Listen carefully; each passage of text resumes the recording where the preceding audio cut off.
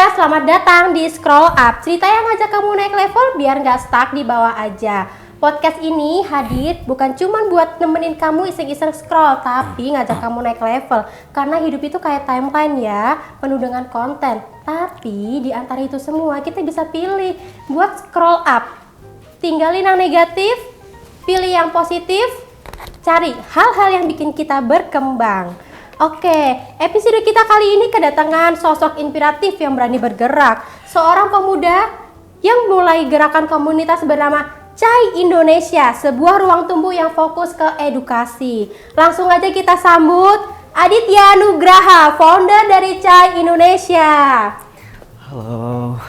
Halo Adit, Halo. apa kabar? Baik, alhamdulillah. Gimana kabar Kak Nanat? Alhamdulillah baik.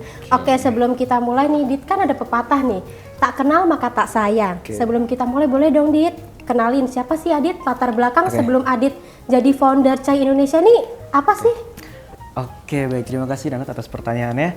Oke, gue izin perkenalkan diri. Gue Aditya Nugraha, biasa dipanggil Adit. Gue seorang mahasiswa semester 6 di Universitas Indonesia, program studi Arab dari Fakultas Ilmu Pengetahuan Budaya. Dan di sini alhamdulillah sekarang gue lagi coba bangun dikit-dikit nih dari mulai dari awal banget, yaitu komunitas yang gue diriin sendiri, yaitu Chai Indonesia. Chai Indonesia itu merupakan akronim dari Creative Hub for Aspiring Individuals Indonesia. Yang di sana itu kita mengumpulkan teman-teman se-Indonesia untuk mau bergerak dan bertumbuh bersama gitu sih. Oh gitu. Tadi Adit dari jurusan bahasa Arab nih ya. Ya, program studi Arab. Boleh dong Dit ya, coba ya gue tanya nih. Kaifa haluka Adit? Alhamdulillah bikhair. Wa kaifa haluki anti? Alhamdulillah bil khair. Wah, bisa bahasa Arab juga ya? Iya, kebetulan juga pernah belajar bahasa Arab ya. Oke, lumayan nyambung ya. Jadi langsung Oke, aja ya Dit, kita masuk ke sesi tanya jawab. Oke, boleh. Oke, yang pertama bisa nggak diceritain latar belakang Chai Indonesia itu gimana sih? Oke, kalau mau gue sedikit cerita ya, mundur ke belakang. Jadi Chai Indonesia ini berdiri belum ada setahun. Oh gitu. Ya, jadi Chai Indonesia ini terbangun, idenya itu udah ada sejak gue SMP sebenarnya. Oh. Jadi keresahan-keresahan gue selama ini, keresahan teman-teman gue juga, itu gue coba rangkum jadi satu dan diimplementasikan dalam satu komunitas yang nantinya akan menjawab semua masalah tersebut. Jadi masalah-masalah yang tadi gue bilang adalah yang pertama itu mungkin banyak dari teman-teman itu yang pengen berkembang tapi nggak punya wadah gitu.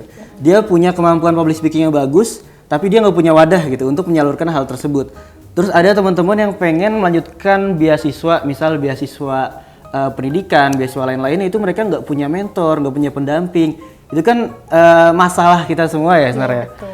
Karena dari anak-anak SMP sekarang itu apa ya, banyak banget yang udah mulai melek sama hal-hal digital gitu kan. Informasi kan udah tersebar juga, banyak informasi beasiswa tapi mereka nggak punya mentor, nggak punya pendamping. Nah, kita di Chai Indonesia tuh berusaha untuk menyediakan menjadi mentor untuk mereka semua gitu. Entah gitu. bimbingan beasiswa, pendidikan dan lain-lain gitu. Itu sih Terus singkatnya. Chai Indonesia itu nama yang unik ya. Iya. Kenapa Adit ngambil nama itu? Oke, sebenarnya yang unik itu dari kepanjangan sih, Creative Hub for Aspiring Individuals Indonesia. Itu mungkin nama yang cukup panjang untuk sebuah komunitas, maka kita coba bikin akronim yang cukup pendek gitu kan, yang mungkin gampang diingat gitu. Dan setelah kita research juga ternyata nama tersebut belum ada yang menggunakan gitu. Ada, gue pernah lihat ada suatu brand yang namanya Chai Indonesia juga, tapi itu kayak jualan teh gitu kan. Iya betul. Ya, dan dicek ternyata di Kemenkumham dan mana itu masih aman, jadi kita coba pakai. Dan kalau latar belakang dari namanya sendiri itu sebenarnya sesuai dari artinya, kita itu ingin mengumpulkan teman-teman yang memiliki pemikiran kreatif dan memiliki cita-cita gitu. Jadi nantinya kita akan berkumpul, memberikan dampak bersama dan berkembang bersama di sana gitu. Untuk visi utama dari Chai Indonesia tuh apa? Oke, visi misi Chai Indonesia itu pastinya sesuai namanya, Creative Hub for Aspiring Individuals Indonesia. Jadi kita itu menjadi komunitas yang terdepan dalam pergerakan, entah itu pendidikan dan sosial, yang nantinya itu kita membantu visi dari pemerintah, yaitu visi Indonesia Emas tahun 2045, serta kita juga mendukung pergerakan internasional yaitu SDGs, Sustainable Development Goals, yang apa ya, memang pergerakan-pergerakan di Indonesia ini cukup banyak ya. Iya. Jadi kita coba menggandeng banyak komunitas, banyak organisasi untuk mewujudkan visi misi tersebut secara bersama. Itu sih paling. Terus kira-kira target utama ya CAI Indonesia ini siapa? Oke, untuk target utama dari CAI Indonesia itu kita ada 2 ya sebenarnya. Jadi yang pertama itu untuk eksekutor. Eksekutor itu kita fokuskan kepada siswa dan mahasiswa serta kalangan profesional, itu di umur 15 sampai 30 lah kurang lebih gitu. Terus kalau untuk dampak dari CAI Indonesia itu kita harapannya adalah meluas dan itu nggak pandang usia dan nggak pandang profesi atau latar belakang. Jadi gitu. Jadi untuk eksekutor tadi siswa, mahasiswa dan kalangan profesional, dan untuk dampaknya kita harapannya sih bisa meluas seluruh Indonesia seperti itu. Oke, selanjutnya selama Adit jadi founder CAI Indonesia, tantangan paling berat apa, Adit? Oke, sebagai founder ya, tentu berat banget sih. Karena memang kalau kalau boleh cerita, karena founder itu kan apa ya, kita bener-bener bangun dari awal gitu kan. Dari nol. Dari nol banget, bener-bener kita bentuk tim, kita nge-brief, kita research, kita tuh banyak banget apa ya, kita harus nyari banyak referensi, nyari research, terus apa namanya, kita juga banyak konsultasi gitu kan sama dosen, sama teman, sama semua orang yang kita temuin gitu. Dan apa ya, itu menurut gue cukup berat banget sih, karena mengumpulkan orang yang sebanyak itu untuk memiliki visi misi dan pemikiran yang sama dengan kita itu cukup sulit. Jadi apa ya, itu mungkin masalah semua founder sih di awal gitu. Tapi setelah kesananya, setelah kita punya tim gitu, tim yang solid, tim yang memang punya visi dan misi sama dengan kita, itu udah enak sih, udah ngalir aja ke sana gitu. Jadi kan dari tadi Adit bilang ya, Adit tuh punya ide buat bangun komunitas tuh dari SMP sebenarnya idenya. Betul. Terus Adit baru memunculkan berani bergerak tuh berarti di semester? Baru di semester 5 kurang lebih. Semester 5. Semester 5. Berarti sama teman-teman yang satu kelas atau mungkin yang satu tongkrongan? Oke, kalau untuk timnya sendiri ya, pertama mungkin ya memang di lingkup kelas dulu ya. Di lingkup kelas dulu kita coba cari teman-teman yang kira-kira mau gak sih merintis gitu. Ternyata ada nih dari kelas gitu kan. Memang kebanyakan memang dari kelas sendiri sih gitu. Tapi kita coba nggak menutup kolaborasi dengan yang lain ya. Kita coba ajak jurusan lain, kita coba ajak fakultas lain gitu. Jadi total dari tim sekarang itu kurang lebih ada sekitar 30-an sih. Untuk tim pusatnya. Tim pusatnya. Iya, untuk tim pusatnya. Berarti ini juga ada tim yang di luar? Ada. Jadi di CAI Indonesia itu terbagi atas pusat, terus ada juga distrik. Distrik itu adalah perkumpulan dari beberapa provinsi. Jadi distrik itu di dalam satu distrik ada distrik 1, distrik 2, distrik 3. Itu dalamnya misal ada Jawa Barat, ada Banten, dan provinsi yang terdekat di sana gitu. Jadi dikumpulkan dalam satu distrik dan totalnya sekarang ada 6 distrik untuk 32 provinsi seperti itu. Oke. Pernah nggak Dit ngerasa pengen nyerah gitu? Pernah ada di titik terendah di mana gue tuh bingung banget gimana bikin regulasi, karena ada suatu problem waktu itu yang memang itu sulit banget dan ini kayaknya bisa masuk ke ranah hukum gitu kan, yang dilakukan oleh anggota kita gitu. Ini pusing banget gitu. Karena kita masih baru ya, belum ada ADART, belum ada hal-hal regulasi yang terlalu ketat lainnya. Itu gue sebagai founder kayak, aduh, kayak ini berat banget kita jadi founder ya, kayak pengen nyerah, tapi di belakang itu banyak tim yang support gitu. Banyak tim-tim yang mereka itu dukung banget gitu. Mereka tuh ayo semangat gitu. Jadi sebenarnya mereka itu yang bantu mood kita kalau lagi down apa gimana gitu kan. Dan sebaliknya kalau mereka lagi down, kita yang nge-up gitu. Itu sering banget bahkan itu kayaknya bukan founder doang sih. Jajaran yang lain pun pernah merasa pengen nyerah gitu. Bahkan ada yang pengen ngundurin diri gitu kan. Tapi ini semua mungkin karena masih awal-awal gitu, masih baru. Tapi karena kita saling bergandengan ya, saling menguatkan itu, jadi enak aja gitu. Jadi lebih plong gitu kan, kerja juga. Oke. selama ini program apa aja nih yang udah Cai laksanain gitu? Oke, untuk program yang udah dilaksanain itu cukup banyak di tingkat pusat dan distrik. Kalau di tingkat distrik sendiri itu mereka para anggota mereka sudah melakukan roadshow. Jadi roadshow itu mereka melakukan kegiatan edukasi kayak workshop atau seminar langsung terjun ke sekolah-sekolah gitu. Mereka itu berkunjung ke banyak sekolah di wilayah masing-masing, di provinsi masing-masing. Betul, itu seru banget sih. Selain itu mereka juga ada yang kayak ngadain aksi sosial gitu, berkolaborasi dengan komunitas lain. Misal ada waktu itu di Bandung, dia itu berkolaborasi dengan paramuda.id untuk melakukan penanaman 100 pohon gitu. Nah itu menarik banget kan. Dan yang lain-lainnya itu ada yang di Padang, ada yang di Sumatera, di mana itu mereka mengadakan safari keliling ke berbagai sekolah, komunitas, yayasan, panti asuhan dan lain-lain gitu. Itu di tingkat distrik. Kalau untuk di tingkat nasional sendiri, di tingkat pusat kita udah mengadakan banyak juga. Kita ada kegiatan nasional itu kita cukup sering mengadakan live Instagram, webinar gitu, nasional dan internasional. Kalau webinar internasional itu bisa kita membahas lebih ke melanjutkan pendidikan ke luar negeri gitu. Kita mengundang teman-teman yang dari universitas luar negeri untuk sharing-sharing nih ke orang-orang yang di Indonesia terkait gimana sih kiat-kiat masuk ke universitas tersebut gitu. Dan program yang selanjutnya mungkin termasuk program sosial yang rada seru-seruan ya. Kita kemarin pas bulan puasa itu ngadain buka puasa bersama sekaligus bagi-bagi takjil ya, takjil on road gitu kan. Kita bareng teman-teman di Jabodetabek yaitu di distrik 2 kalau nggak salah, distrik 2. Itu kita berkumpul untuk membagikan takjil di masyarakat sekitar itu di sekitar Margonda. Dekat Depok berarti ya? Ya betul, kita di sana dan buka puasanya pun di kampus. Karena kebetulan kita ada banyak spot-spot yang bisa kita tempatin secara gratis gitu. Dan banyak program-program lainnya yang sebenarnya banyak dan belum terrealisasikan gitu. Kayak kita di minggu depan kita akan mengadakan sih. Kita akan meeting bahas lebih lanjut terkait kegiatan sekolah kolong. Sekolah kolong tuh gimana? Nah, Nana udah pernah denger belum nih kira-kira sekolah kolong? Kayaknya sekolah kolong tuh mungkin sekolah yang untuk anak-anak yang di bawah jembatan gitu. Iya, betul. Jadi sekolah kolong kurang lebih begitu.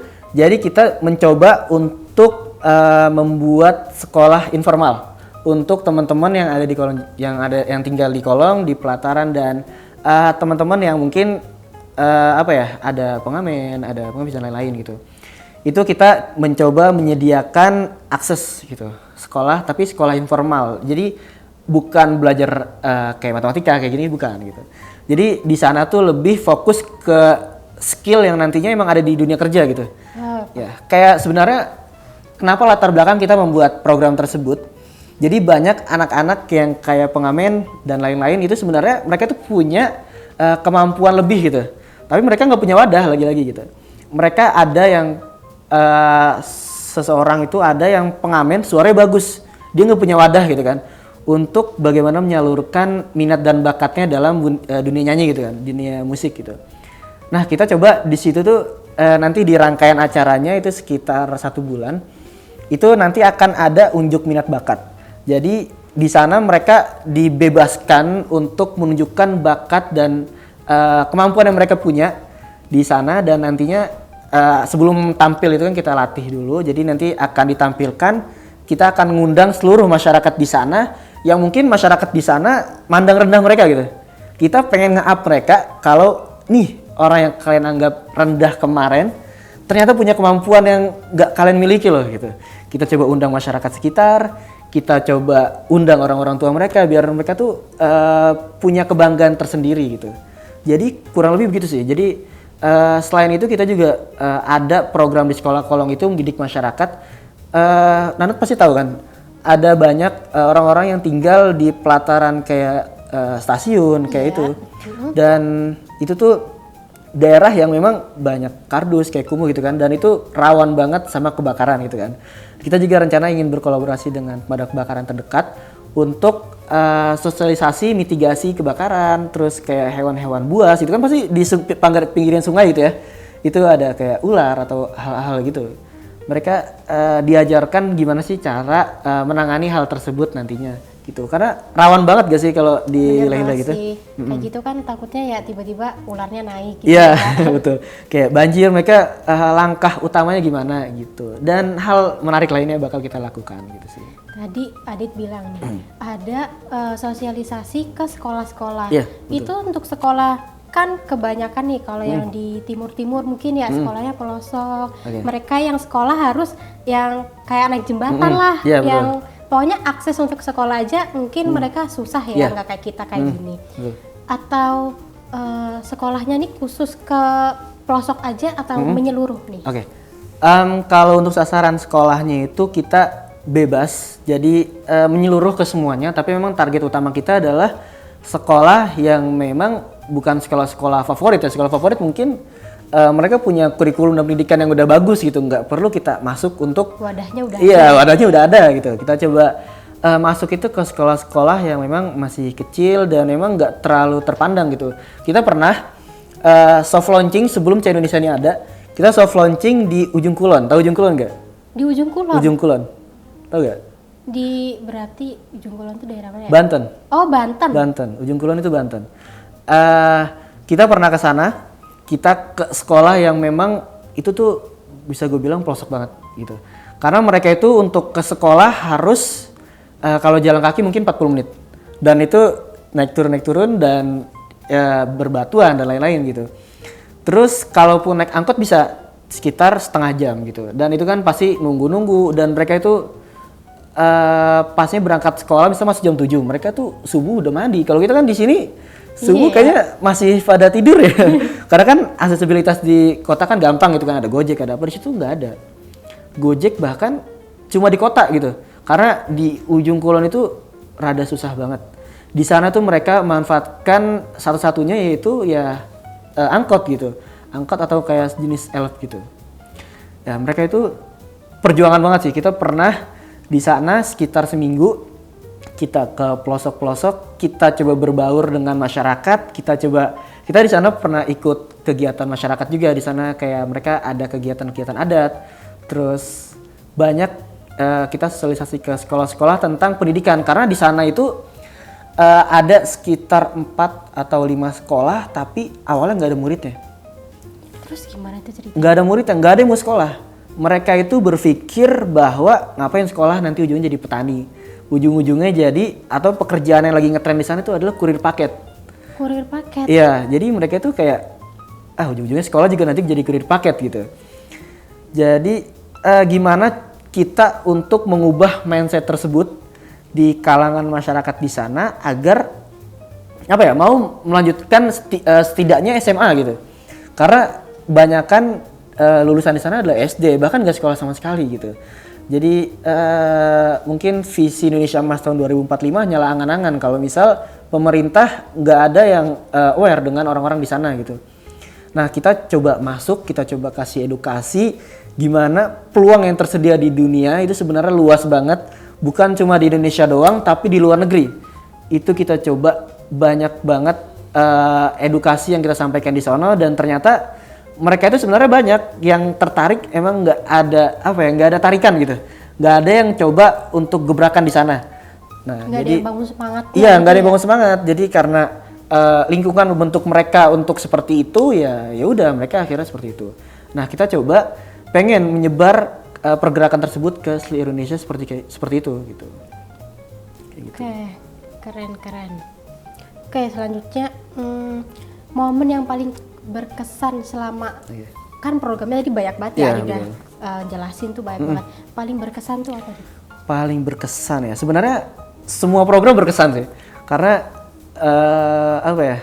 setiap program, setiap kegiatan itu punya ceritanya masing-masing, punya kisahnya masing-masing, dan menurut gue itu semua berkesan. Tapi hal yang paling berkesan yang pertama itu yang soft launching, yang di Ujung Kulon, karena merasakan bagaimana tidur di bambu gitu kan, tidur di rumah gubuk yang dimana kamar mandi pun bisa bayangin gak sih kalau misalnya kalian itu mandi atau buang air itu di tempat yang memang hanya bambu-bambu dan gak ada pintu, cuma ada tirai gitu, gimana nggak was-was kalau malam-malam gitu. Mereka itu rumahnya itu di pinggiran pantai atau gimana ya? Itu kebetulan di dataran tinggi, di dataran tingginya. Tinggi berarti. Iya, dataran Tapi tingginya. untuk akses airnya itu Akses atau gimana? air itu mereka apa ya? Bingung juga kenapa di gunung pas lagi kemarau juga air kering gitu kan. Pas lagi banyak juga banyak. Tapi mereka nggak pernah merasakan banjir sih. Tapi kalau kekeringan mereka pernah. Karena mereka itu dataran tinggi, nggak kayak yang Dieng dan gunung-gunung lain gitu. Cuma kayak sebatas apa ya? Kalau gunung-gunung di Banten itu kan hanya perbukitan gitu di dataran tinggi. Jadi nggak kayak yang di Dieng ada perkebunan teh dan lain-lain gitu. Jadi mereka cuma apa ya? Kayak dataran tinggi gitu sih. Kalau solusi utamanya nih, mereka kan dataran tinggi gitu ya. Kalau lagi kekeringan berarti mereka ngambil air dari bawah. Mereka biasanya ke laut. Berarti ke bawah dulu nih ya Iya, berarti mereka ke bawah dulu cukup jauh gitu. Dan pernah di deket situ ada kayak semacam sungai yang menjadi sumber air utama, kering. Itu mereka kesulitan untuk mandi, minum dan lain-lain. Mau nggak mau mereka harus jauh ke kota untuk membeli air gitu. Terus untuk mandi pun mereka irit-irit gitu, ngambil air dari kota gitu. Karena memang di pedesaan itu cukup sulit, bahkan lampu aja itu nggak merata gitu. Jadi di jalanan itu kalau udah malam maghrib itu orang nggak ada yang berani lewat. Kalau misalnya jalan kaki harus pakai lampu ya, lampu yang zaman dulu ya lah kayak gini, lampu gituan atau pakai senter gitu kan. Karena memang ternyata di sekitar Jabodetabek masih ada loh yang cukup bisa dibilang memprihatinkan gitu kan. Bahkan akses lampu dan air aja cukup sulit gitu. Dan ya kita coba masuk ke sana. Tapi kalau daerah Jakarta kan sebenarnya juga cukup banyak ya yang akses sekolahnya juga susah. Betul. Terus juga rumahnya masih mereka seperti itu. Benar-benar. Pernah nggak Adit tuh komunitas Adit nih, Cai Indonesia nih datengin ke mereka itu? Pernah.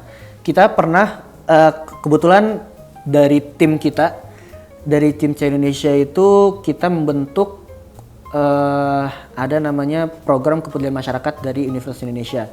Dan kebetulan kita didanai juga dari Universitas Indonesia untuk mengadakan pengabdian masyarakat di Depok. Di Depok itu mungkin orang lihat itu kota besar gitu kan. Ada universitas, ada banyak banget universitas di sana, kayak pusat pendidikan. Ternyata ada loh di sisi lain Depok itu ada orang-orang yang memang punya semangat tinggi tapi nggak punya akses kayak tadi. Kita masuk ke komplek pemulung. Jadi di sana tuh ada komunitas pemulung yang punya suatu tempat untuk mereka belajar.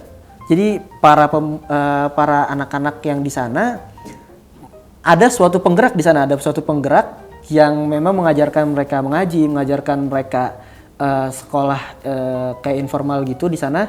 Kita coba masuk dan membantu. Kebetulan inisiator di sana itu udah cukup tua gitu kan.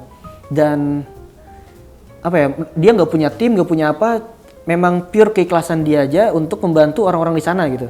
Jadi sasaran di sana itu mereka anak-anak pemulung, anak-anak yang memang nggak sekolah dan masyarakat sekitar yang pengen belajar gitu.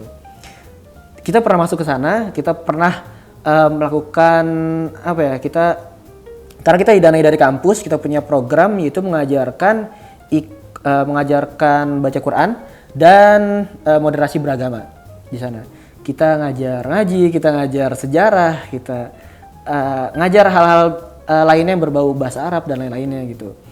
Melakukan dengan metode yang tentunya lebih modern gitu, karena mereka di sana saat kita bawa proyektor dan nonton film rame-rame tentang sejarah, wah happy banget gitu. Antusiasnya Karena tinggi antusiasnya tinggi banget karena belajar itu kalau misal kita kasih buku, kasih apa itu rada susah gitu kan. Jadi kita coba metode dengan pendekatan yang lebih friendly gitu ke anak-anak. Dan mereka excited banget karena mungkin nggak pernah namanya kayak ke bioskop atau gimana gitu. Jadi kayak mereka tuh senang banget jadi ikut kegiatan kita, bahkan dia tuh ngajak teman-temannya untuk ke kita juga gitu, untuk ikut belajar bareng-bareng gitu, entah ngaji, entah apa gitu. Dan alhamdulillah perkembangannya teman-teman ada yang udah bisa baca Iqra, udah paham sejarah-sejarah, bahasa Arab dikit-dikit gitu, dan masih banyak lagi sih gitu. Sampai saat ini programnya masih ada? Untuk saat ini programnya sudah nggak ada, tapi pergerakannya masih tetap ada di sana. Karena sebelum kita meninggalkan tempat tersebut, kita banyak banget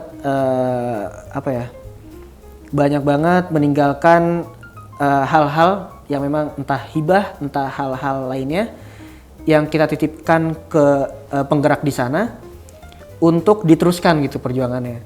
Dan alhamdulillah masih berjalan sampai saat ini, dan kita juga masih tetap berkomunikasi, dan mungkin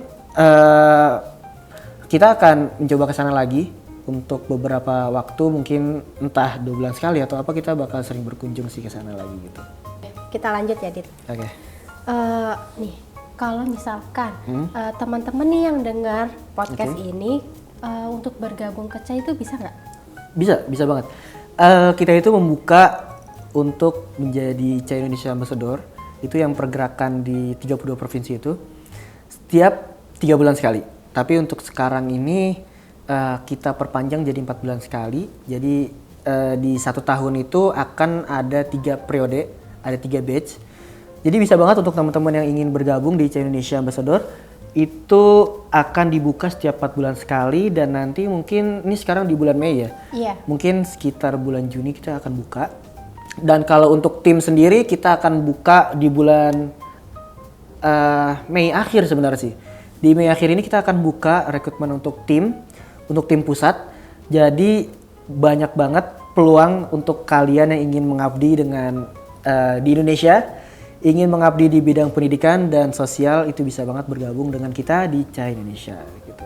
Caranya gimana nih, Dit? Oke, caranya gampang banget. Kalian bisa tinggal follow aja Instagramnya chai.adn, dan itu nanti di situ di bio-nya akan kalian temukan Linktree, dan nanti itu banyak banget informasi di sana. Jadi bisa kalian cek. Oh ya, itu kan tadi untuk teman-teman yang ingin menjadi eksekutor ya. Iya. Tapi untuk teman-teman yang ingin menjadi penikmat dari programnya aja, itu kita juga buka sepanjang tahun, namanya CHAI Indonesia Member. Jadi di member itu mereka nggak menjadi eksekutor, mereka di sana akan mengikuti dan menikmati semua program yang dilakukan di CHAI Indonesia. Jadi member ini apa ya, bisa dibilang anggota, dan CHAI Indonesia Ambassador itu bisa dibilang tim, tapi tim yang di tingkat daerah gitu. Dan kalau tim pusat itu tim yang mengurusi segala hal-hal di nasional gitu. Oh, berarti kalau misalkan jadi member nih kayak membantu ya kalau misalkan lagi ada program gitu. Ya, mereka bisa ikut serta gitu. Oh, gitu. Sebagai peserta gitu. Rencana besar ke depan atau mimpi CHAI Indonesia ke depannya apa? Mimpi ya? Kalau disuruh mimpi, gue nggak bakal mau bangun. Karena banyak banget mimpi yang pengen direalisasikan gitu. Itu bukan mimpi gue doang, tapi mimpi seluruh masyarakat Indonesia mungkin.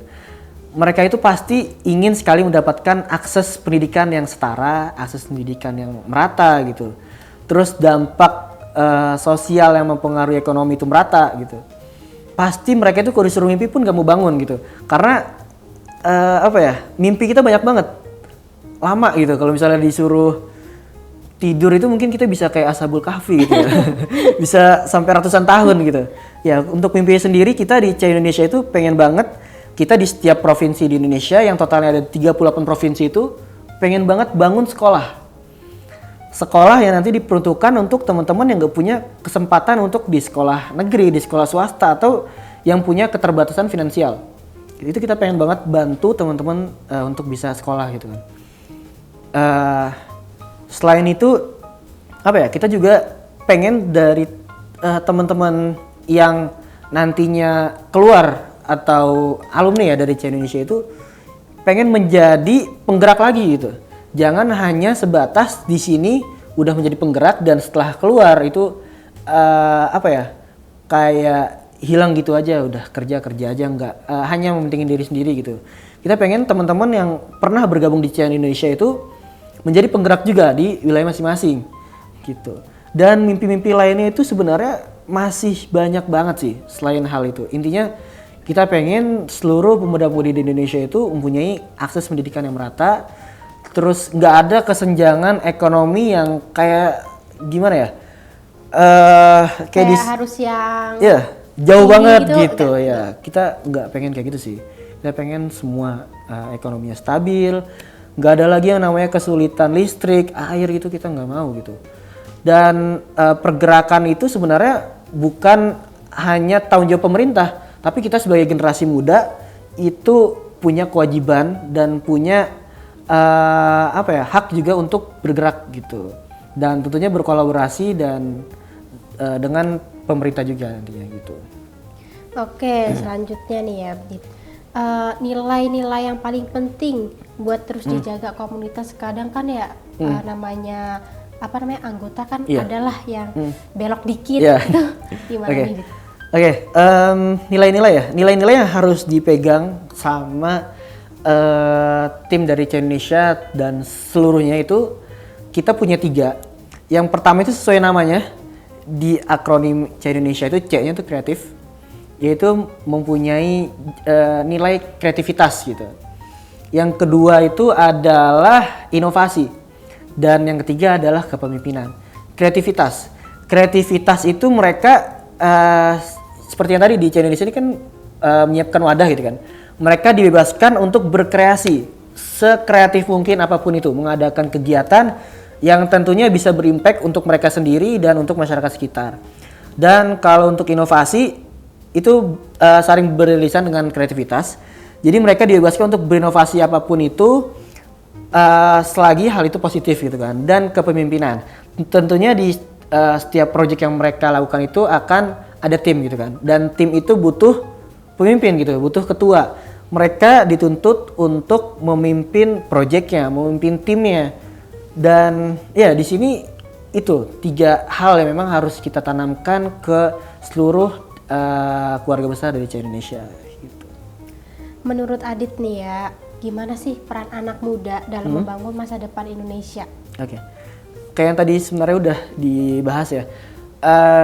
Peran dari anak muda itu untuk pergerakan tadi ya. Pergerakan itu nggak cuma pemerintah aja, tapi anak muda kita punya hak juga untuk bergerak. Dan peran kita sebagai anak muda mungkin seperti yang pas sekolah itu mungkin pernah dengar nih pepatah Soekarno tentang bawakan aku 1000 orang tua maka akan kucabut Semeru dari akarnya, tapi bawakan aku 10 pemuda akan kuguncangkan dunia gitu. Jadi seberpengaruh itu pemuda sebenarnya untuk dunia. Jadi mungkin bisa dilihat nih, banyak banget penggerak sekarang itu dari kalangan muda. Bahkan kemerdekaan itu kalau kalian lihat di BPUPKI dan lain-lain itu banyakan adalah anak-anak muda gitu. Dan Jenderal Sudirman emang pas mereka berjuang itu masih muda kan? Iya betul. Jadi masih muda dan masih banyak penggerak lainnya yang memang memulai pergerakannya di usia muda gitu. Jadi ini peran kita dan tanggung jawab kita bersama untuk mewujudkan Indonesia Emas tahun 2045 dimulai dari para pemuda gitu. Kita coba sadarkan diri kita sendiri, baru setelah itu kita coba bergerak terjun ke masyarakat gitu. Karena jujur ya Dit ya, kayak saat ini tuh banyak tuh pemuda-pemuda yang kehilangan arahnya. Mereka tuh nggak tahu arahnya ke depannya tuh mau gimana, mau kemana tuh nggak tahu gitu loh. Kayak apa sih saran Adit buat mereka? Oke, untuk saran ya. Saran dari hal yang memang pemuda itu belum punya arah. Dan kita coba refleksi diri. Mungkin teman-teman yang belum punya arah, yang nggak tahu nih arahnya mau kemana, kita refleksi diri, kita muhasabah. Kira-kira coba siapkan cermin di depan kalian. Coba kalian ngomong ke cermin, ke diri kalian sendiri. Coba ngomong, Adit ya misalnya, Adit, hal baik apa yang pernah lo lakuin selama ini selama 20 tahun gitu. Coba ajak ngobrol diri sendiri. Itu mungkin di dunia psikologi itu sebenarnya bagus banget ya kayak gitu. Gue lupa itu teorinya apa, tapi coba ngobrol sama diri sendiri. Hal baik apa yang pernah lo lakuin selama ini gitu. Coba sebutin semua hal baik lu, itu nggak termasuk ria sih, karena ngomong sama diri sendiri Iya, kan. betul. Di kamar ya, jangan di luar, itu nanti jadi orang gila ya kelihatannya. Jadi coba ngobrol sama diri sendiri di cermin tentang kebaikan. Setelah itu udah clear, coba tanya lagi, keburukan atau hal negatif apa yang pernah lu lakuin gitu selama 20 tahun. Coba ngomong lagi. Terus gitu. Nanti hati itu nanti akan refresh sendiri gitu. Dan arah itu nanti akan ada sendiri. Oke, pertanyaan yang ketiga yang terakhir itu coba tanya ke diri sendiri. Oke, setelah lu tahu kebaikan dan keburukan yang pernah lu lakukan, selanjutnya apa? Apa yang lu lakuin gitu kan? Apakah akan mengulangi kembali keburukan tersebut atau mencoba lebih baik? Itu hal mendalam yang coba ditanyain ke diri sendiri. Nanti turunan-turunan dari 3 pertanyaan tersebut itu melebar ke semua hal, semua aspek gitu. Dan itu bisa menentukan gimana arah kita ke depannya nanti gimana. Seperti itu sih. Ya karena saat ini banyak banget ya kayak anak-anak kuliah ya udah kuliah aja. Iya, Nggak, maksudnya mereka tuh pikirannya ke depannya kayak masih bingung gitu. Betul. Iya, coba lakuin hal itu aja. Dijamin seminggu setelah ngelakuin itu, kalau memang hatinya itu nggak keras ya, itu pasti manjur sih. Pasti ada perubahan walaupun dikit demi sedikit gitu. Tapi memang butuh lingkungan juga, karena lingkungan yang akan membentuk karakter seseorang gitu sih. Oke, di tengah kesibukannya Adit jadi founder, Adit kan juga kuliah ya, Betul. terus Adit juga tadi juga bilang banyak kegiatan di luar, juga megang banyak organisasi. Gimana nih Cik, buat jaga semangat, terus biasanya kayak gitu ya, orang kalau misalkan banyak kegiatan, belum tentu sih ya semua kegiatannya ini di dalamnya itu anggotanya positif semua, pasti ada nih ya anggota yang negatif. Gimana caranya buat tetap jaga mental? Oke, untuk jaga mental ya, kita semua orang itu butuh yang namanya healing gitu kan. Iya. Tapi nggak berlarut-larut gitu kan, kayak healing bisa 3 bulan, 4 bulan itu mah menghilang ya. Kita di tengah kesibukan kuliah, magang, organisasi dan bisnis dan lain-lainnya, itu kita coba sempatkan ya paling kurang sehari untuk diri kita istirahat, diri kita menikmati hal yang memang kita suka. Kita suka apa? Kita suka olahraga. Coba kita olahraga, kita jadwalkan di setiap, misal di akhir bulan sekali gitu kita olahraga, kita berenang, kita jalan-jalan, kita shopping. Lakukan hal apapun yang kalian suka untuk menjaga stabilitas mental kalian gitu. Dan untuk menghindari dari circle yang mungkin negatif gitu ya, itu kita bisa membentengi diri dengan kalau gue sendiri sih dengan religiusitas gitu kan, di diri kita sendiri kita bangun keimanan yang kuat, pasti tentunya nanti akan kebentuk sendiri gitu benteng diri kalian untuk kalian itu nggak terjerumus ke hal-hal yang negatif, ke hal-hal yang memang merugikan diri kita sendiri, seperti itu sih. Terakhir nih, satu kutipan atau prinsip Adit yang selalu Adit pegang sampai hari ini. Oke, ini menarik banget sih. Bahkan hal ini akan sebenarnya nantinya akan pengen gue jadikan sebuah nama yayasan. Tapi masih coba dipikirkan ya. Suatu kutipan yang gue pegang sampai sekarang dan bisa jadi dasar, sebenarnya itu dasar dari penggunaan komunitas gue, yaitu kutipan dari suatu seseorang yang mungkin seluruh dunia itu tahu pasti, orang yang cukup mulia, cukup agung, yaitu Nabi Muhammad SAW. Kutipannya itu khairun nas anfa'uhum linnas, itu sebaik-baiknya orang adalah yang bermanfaat bagi orang lain. Kita coba mengimplementasikan nilai-nilai tersebut gitu. Jadi kalau dilihat dari tafsir dari hadis tersebut tuh panjang banget gitu kan. Oke, kita coba implementasikan sederhana dalam bentuk komunitas. Dan ya kita pengen Indonesia ini bermanfaat bukan hanya untuk tim tapi untuk masyarakat dan Indonesia gitu sih. Wah, luar biasa banget ya teman-teman obrolan hari ini, dari cerita pribadi sampai visi misi besar dari Chai Indonesia. Semoga teman-teman yang mendengar bisa jadi terinspirasi ya dan jadi tambah semangat. Yuk jadi bagian dari perubahan. Sampai jumpa di episode berikutnya. Bye.